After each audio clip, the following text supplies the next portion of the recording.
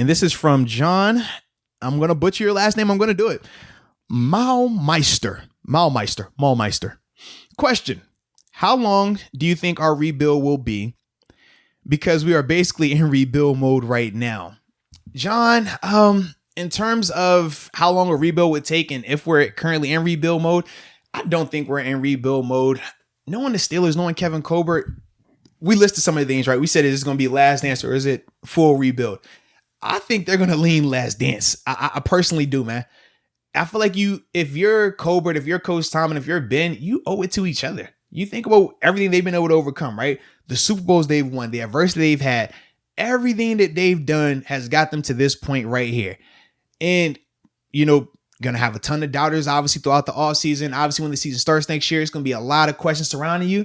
Man, for me, I'm not just ready to just blow it up and just say rebuild. Like I said, if you can get the contract part done with 7 the right way, man, you go last dance style, man, and you try to go out with a bang because you are literally, we talked about a couple pieces, right? You got to get the O-line better, but I think because of how everything played out, they're going to be more prone to make some of those tougher decisions on the offensive line.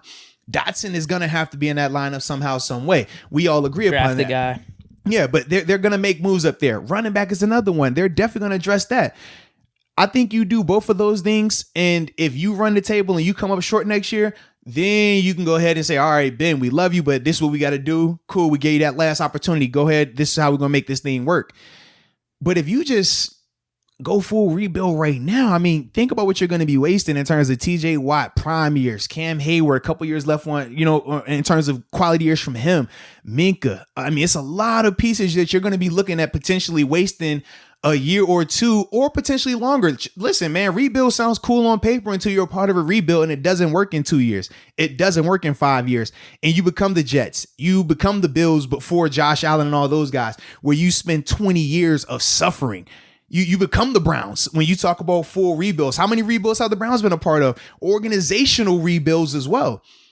As easy as it sounds on paper to go rebuild, not everybody wants to stomach rebuild. Not everybody, in terms of players, and every player wants to be a part of a rebuild either. So I just don't, you saw what was going on in Philly, right? It started flirting with a little, are y'all trying to rebuild? What are y'all doing at the end of the year when they make the moves they made? And obviously they fired Doug Peterson. Now, I don't think that was right, but they still did it. So you can just see everything that plays off of that, man. So for me, man, I'm not ready to go rebuild yet. Like I said, you talk to Ben if he wants to come back, which we both feel like he does want to come back. You make the numbers work, and from there you go last dance. But yeah, I'm not ready for rebuild, man. Because rebuild, it's no time limit, man. I've seen some work worse, like the Cardinals, for example, right? It took them pretty much 2 years in terms of they brought in Steve Wilkes, didn't work out. Cliff Kingsbury comes in first year, success, but then this third year they should have been in the playoffs. Obviously they faltered at the end, but they had every opportunity to be there. So to me, that's a successful rebuild, right? They have made themselves contenders in the NFC. They've done that successfully. Now they're going to be competing for that division title for the next couple of years. That worked out for them. Then we said we could point to the Jets and how that didn't work out. We can point to the Jaguars and how that didn't work out, right? They tried to rebuild. Once they got rid of Bortles, they brought in Nick Foles, didn't work. And then from there, it was like, okay, we'll go with Gardner Minshew. Obviously, that hasn't worked to the full extent they would have liked it to work. So you can just see when it comes to rebuilding, man, it's a crapshoot. There is no guarantee that that's going to be a next year or next 5 years. So that's why I'm like, man, if the numbers work, you roll with it. You got to roll with it because that can be very, very rough. Yeah, I'm with you. I think you do bring it back. I think it actually makes sense for both scenarios in a way. Mm-hmm. Where let's run it back. Let's see if we can do this. If things work out, then you can maybe get bent on some type of Brady or Breeze deal, absolutely. $25 million a year, $20 million a year, or if maybe he wants to retire after that. That's when you could be bringing in your, whether it's Mason or you draft a guy, but then you still have all those young pieces still. So that's what I mean. I think it works. I think it works on both cases there. Yeah. And like I said, the biggest thing is going to be how they handle the contract. Especially with hopefully the defense getting healthy again, man. Because you got to think Devin Bush for the second half of the season wasn't out there. So him coming back, that's going to be I think that was a big part of yesterday's game. Yeah. You could do that. The running backs went off against us. They did, man. Completely went off. And maybe if Devin Bush is in there, it's a different story. And this episode was brought to you by DRAFTKINGS Sportsbook, America's top-rated sportsbook and app. Not only is it safe, but it is secure. And most importantly, Deke, it is reliable.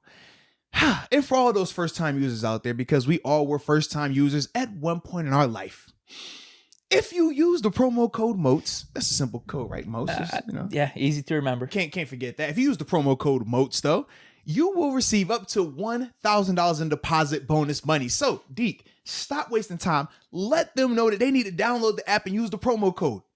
Me? You want me to do it? Let them know. You're the more enthusiastic person. Just tell them. Say you download it.